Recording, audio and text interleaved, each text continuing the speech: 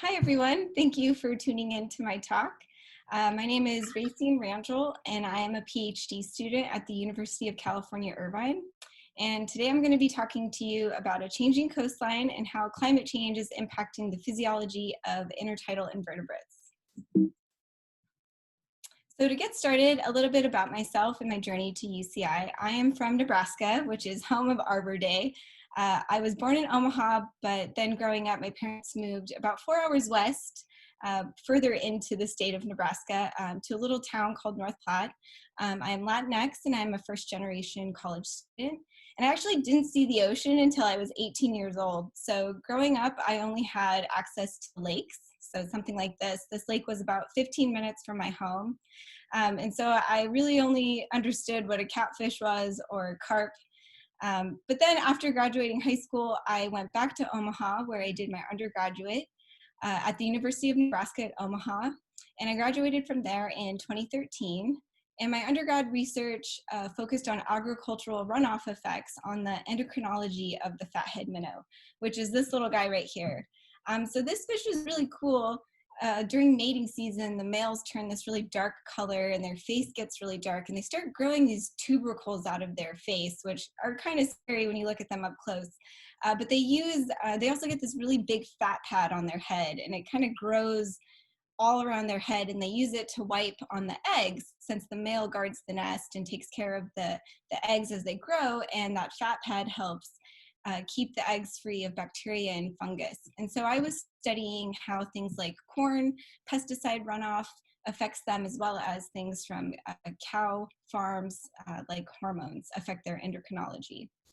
And so I didn't really know what grad school was at this point. And so I didn't apply to grad school right away. I actually took a tech job at the University of Texas at Austin.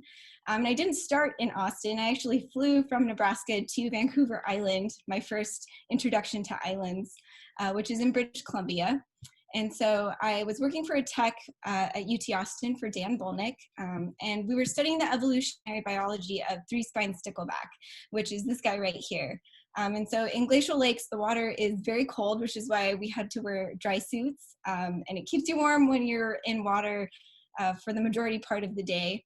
But the three-spine stickleback, again, is a type of fish where the male takes care of the eggs in the nest. And so this male also changes color. It becomes blue and it gets a yellow or an orange throat. And so this really cemented my passion for wanting to continue science. I started learning about grad school and what my options were. But again, I didn't have very much experience working in marine systems. I had still only worked in freshwater systems. So I decided to go for a master's degree in marine biology, which took me to Cal State Long Beach. So I finally made my journey to Southern California. And I obtained my master's from Long Beach in 2018, where my research focused on the impacts of increasing temperature on the physiology of the blue-banded goby, or the BBG, and the woolly sculpin. So my research during my master's really shaped what I'm going to be doing for the rest of my career. It also exposed me to Catalina. So in order to get my gobies, which is this little guy right here, I would need to go to Catalina and go diving to get them. I also got to become a BBG for a period of time in this picture. And then, of course, while diving at Catalina, I always got sidetracked by the sea hares because they're one of my favorite marine organisms. But also during my master's, I fell in love with the intertidal. So here I am trying to catch some sculpin. And as you can tell, I spent a lot of time with my fish and they became my closest friends essentially. So a lot of Snapchat filters were applied to them throughout the years. And so all of this put me on the path to what I'm doing now in my research as a PhD student at the University of California, Irvine. So I'm a current rising third year, entering my third year soon, in Cascade Sororty's Global Change Ecology Lab. Here's a picture from our lab a couple of years ago, actually, when we all got to be together and have lab functions. But my research now is focusing on the impacts of climate change on the physiology and ecology of intertidal critters, looking at this from islands in Alaska to islands down here in SoCal, including Catalina. And my research really focuses on 3 different species: mussels, hermit crabs, and then periwinkle snails. So my journey to grad school, definitely not a linear one. So when you're starting out in your undergraduate career or any type of career in science, I feel like my tale is one to show that it doesn't have to be a straight path. You can actually drive a long ways across country to get to where you need to be.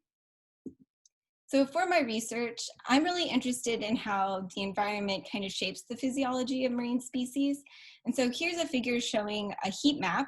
And so if we're looking at an area like Sitka, Alaska, the water temperature tends to be way colder than it is down here in Irvine or Southern California. So Catalina is like right here.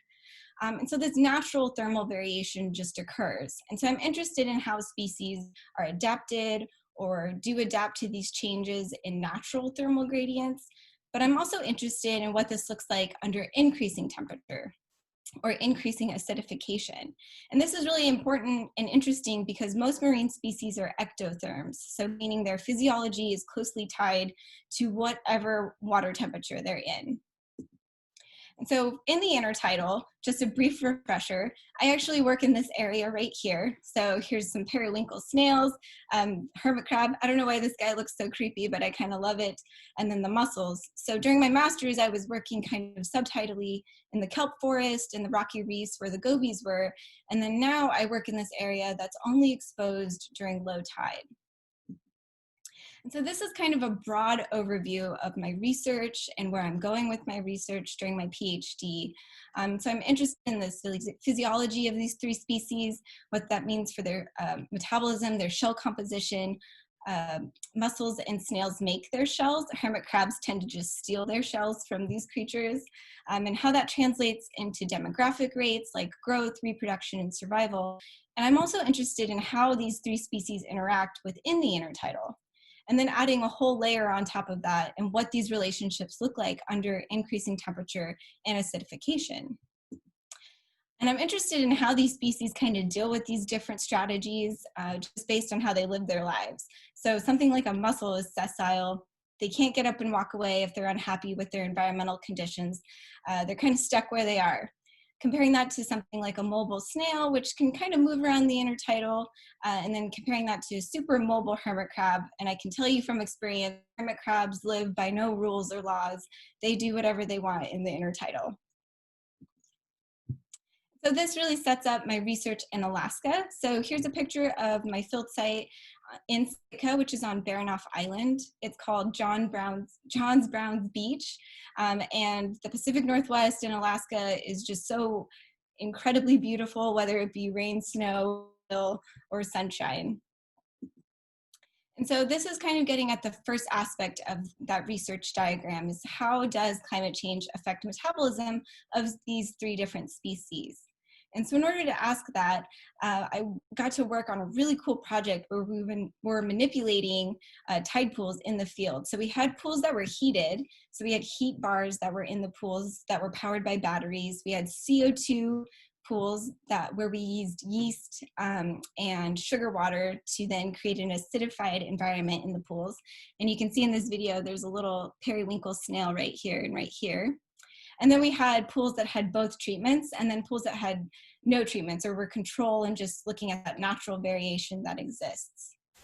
And so then I would measure their metabolism, and how you do that with most aquatic organisms is you measure their oxygen consumption, and then you can use that as a proxy for their metabolic rate.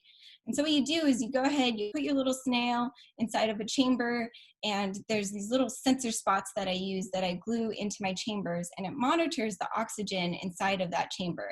And so I can test this at different temperatures, and then this all translates back to a computer, and then I can calculate metabolic rate from that for different species across a thermal range.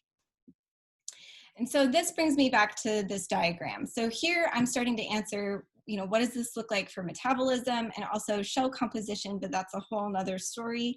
And I was starting to get into answering what this means for demographic rates when people kept telling me I needed to pay attention to my snails and whether or not they had parasites.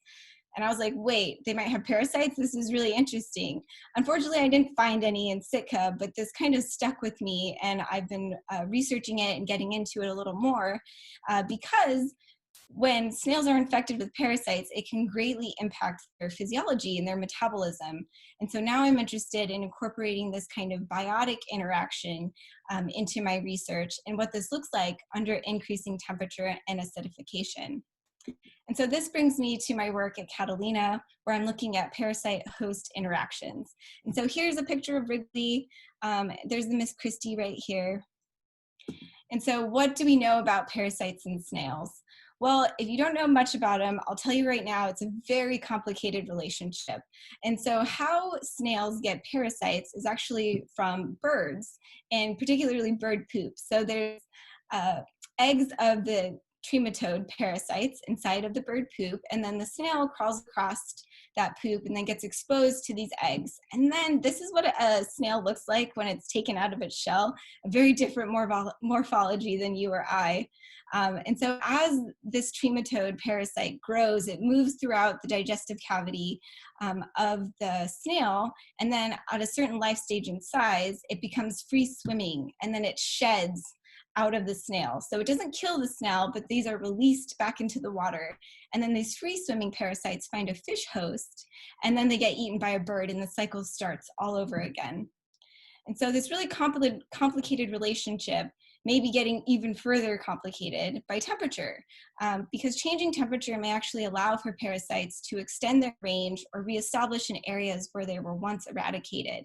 And so this figure here is showing you the invasion threat, potentially, of new trematode parasites coming up from Baja.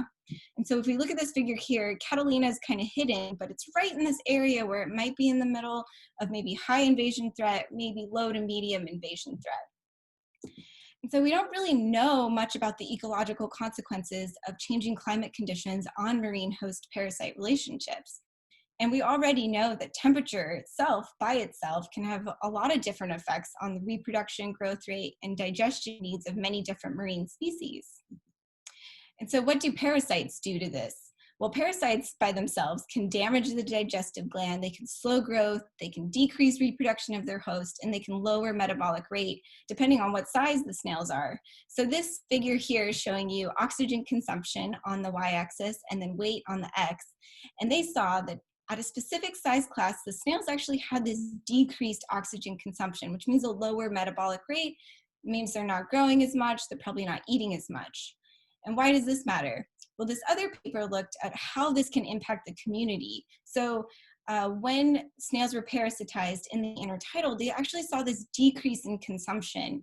And so when that happened, this one macroalgal species started taking over. So if there's an area with high numbers of parasitized snails, it can actually change the whole structure community of what that intertidal system looks like.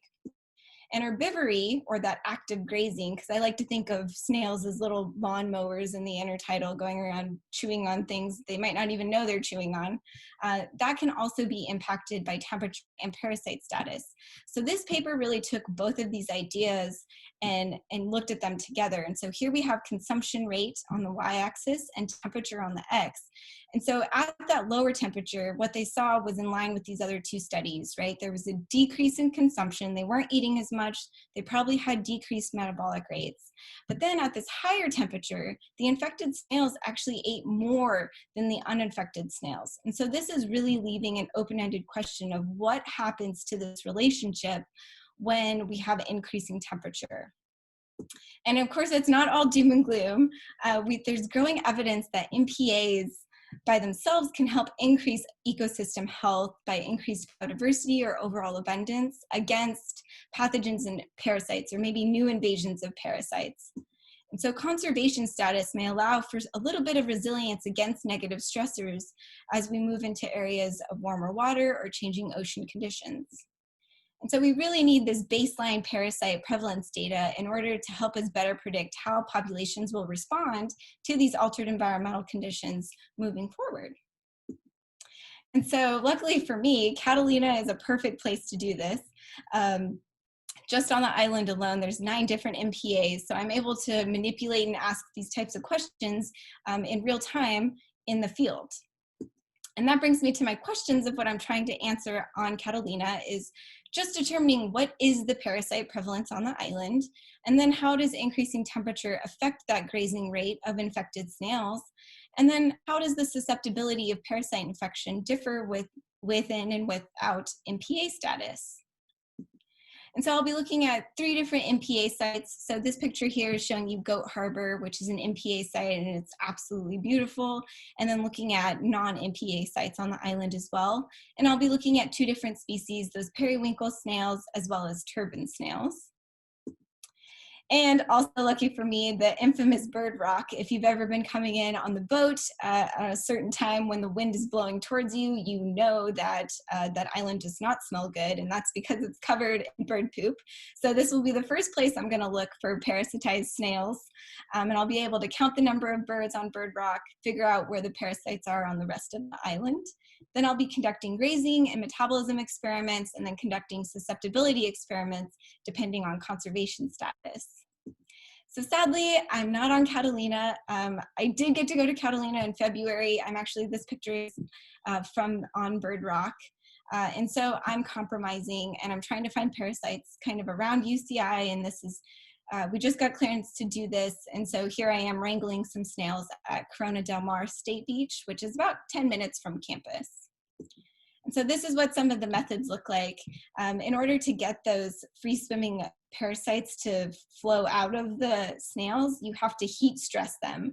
And so this is what it kind of looks like in an aquarium with no water, but then this is one of the snails inside of its petri dish as I was warming them up to see if they had parasites. So this research will hopefully continue, and maybe I'll find some parasites on the mainland, but I'm really looking forward to getting to Bird Rock.